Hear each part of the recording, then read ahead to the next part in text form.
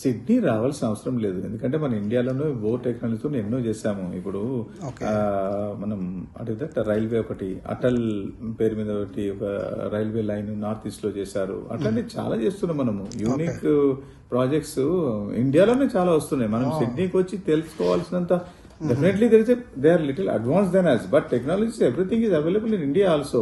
ఈ sky scraper చూస్తున్నాం ఇక్కడ మన దగ్గర కూడా ఇట్లాంటి స్కై స్క్రేపర్స్. నేను అంటే 15 ఏళ్ల ముందు సింగపూర్ పోయినప్పుడు వావ్ అనేది, బట్ టుడే హైదరాబాద్ సింగపూర్ లాగా బిల్డింగ్స్ వచ్చేస్తున్నాయి, మాల్స్ వచ్చేస్తున్నాయి. Everything is available. మన దగ్గర మ్యాన్ పవర్ ఉంది, టెక్నాలజీ ఉంది, ఎవ్రీథింగ్ ఈజ్ అవైలబుల్. సో మన దాని గురించి పెద్దగా ఎక్కువ నేర్చుకోవాల్సి వస్తుంది. ఫస్ట్ ఓన్లీ థింగ్ ఏంటంటే ఈజ్ ఆఫ్ డూయింగ్ బిజినెస్ ఒకటి, క్లారిటీ ఒకటి, అంటే పర్మిషన్స్ ఇచ్చే దాంట్లో క్లారిటీ ఉండాలి. ఒకసారి పర్మిషన్ ఇచ్చిన తర్వాత దానికి మళ్ళీ వెనక్కి పోయేది ఉండకూడదు. పర్మిషన్స్ తొందరగా ఇవ్వాలి. సో ఇక్కడ ఏంటంటే ఒకసారి మన దగ్గర లీగల్ అంటే ఒకసారి ఒక ప్రాపర్టీ కొన్నప్పుడు అష్యూరెన్స్ ఉండాలి. కస్టమర్ గానీ డెవలపర్ గానీ అంటే టైటిల్ గ్యారంటీ అనేది ఉండాలి. ఇప్పుడు ఈ రోజు కొంటున్నాము, తర్వాత ఏదో ప్రాబ్లం ఉంది, ఇది FTL లో ఉంది, ఇది బఫర్ జోన్ లో ఉంది అని దాన్ని యాక్షన్ తీసుకుంటాం. డెఫినెట్ గా we have to protect FTL, we have to protect buffer zone. దాంట్లో కాంప్రమైజ్ అనేదే లేదు. At the same time somebody got legal permission తీసుకున్నాక మళ్ళీ అది అనేసరికి ఇబ్బంది అనిపిస్తుంది. అంటే ఒక ట్రస్ట్ అనేది ఒక డెఫిషియన్సీ లాగా అయిపోతుంది. So those things will not happen in these developed countries.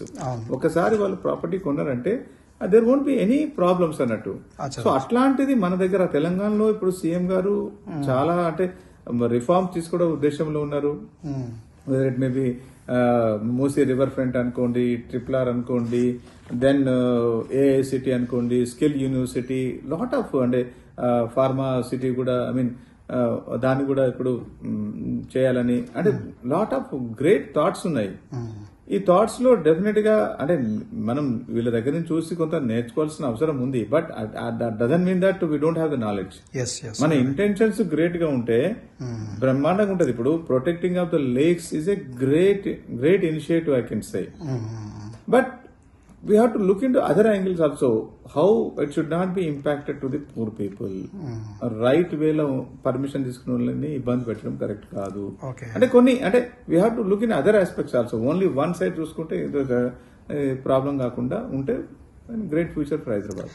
Definite గా ఎనీ టైం ఎనీ టూరిజం కి వాటర్ అండ్ నేచర్ అనేది వెరీ ఇంపార్టెంట్. సో వాటర్ అనేది ఇప్పుడు హైదరాబాద్ లో కూడా ఇప్పుడు ఏదైతే లేక్స్ ఉన్నాయో లేక్స్ పక్కన డెవలప్మెంట్స్ డెఫినెట్ గా చేసుకోవచ్చు. అంటే బట్ మన దగ్గర ఏమైంది, లేక్స్ ని అంటే చాలా మంది ఆక్యుపై చేసుకున్నారు, లేక్స్ ఎండిపోతున్నాయి. అంటే మనకు అక్కడ లేక్ ఉన్న విషయం కూడా తెలియదు. అంటే 50 ఏళ్ల ముందు ఒక లేక్ పెద్ద లేక్ ఉండేది, దాని కింద ఎన్నో ఎకరాల పొలం బారేది ఉండేది. బట్ టుడే అసలు అక్కడ లేక్ ఉన్న ఆనవాళ్ళు కూడా మనకు తెలియదు. ఎందుకంటే వేరియస్ రీజన్స్. అంటే ఒకరిని బ్లేమ్ అని కాదు, రకరకాల భూముల ధరలు పెరిగినాయి. అంటే ఇప్పుడు నాకు పట్టా ఉంది, లేకు నాకు పట్టా ఉంది, నేను అమ్ముకున్నాను. అక్కడ లేకు ఉందా లేదా అని కాదు కదా, అక్కడ మనం పట్టా చూసుకున్నాం, కొన్నాము, అట్లా కొన్ని ఇదవుతున్నది. బట్ డెఫినెట్ గా చేయొచ్చు. ఇప్పుడు ఎన్నో ఆల్రెడీ మన తెలంగాణలో మన ఎస్పెషల్ హైదరాబాద్ లో చాలా లేక్స్ ని డెవలప్ చేశారు. చుట్టూ వాకింగ్ ట్రాక్స్ పెట్టారు, మంచి ప్లే ఏరియా చేశారు. అంటే name it whether it maybe Saroor Nagar కావచ్చు. అంటే I don't want to go into the very details about it. Many lakes have been already developed and looking very beautiful. Playing areas లా ఉంటాయి. ఇక్కడికి వస్తే ఏంటంటే ఇది రీక్లెయిమ్ చేసిన ల్యాండ్. వీళ్ళకి land is abundant for these people. Australia మొత్తం land లో చూసుకుంటే ఇండియా మేబీ ఐ థింక్ 1/5 ఉన్నదో ఎంత ఉందో ఎగ్జాక్ట్లీ చూసుకుంటే, పాపులేషన్ చూసుకుంటేనేమో అది 10% కూడా లేదు. 5% పాపులేషన్ లో ఉంది. They are creating beautiful places. అంటే నువ్వు సీ వ్యూ, తర్వాత ఒక బోటింగ్, యాచ్ అంటాము, బోట్స్ అంటాము, రకరకాలుగా ఎంటర్టైన్మెంట్స్ ఉన్నాయి.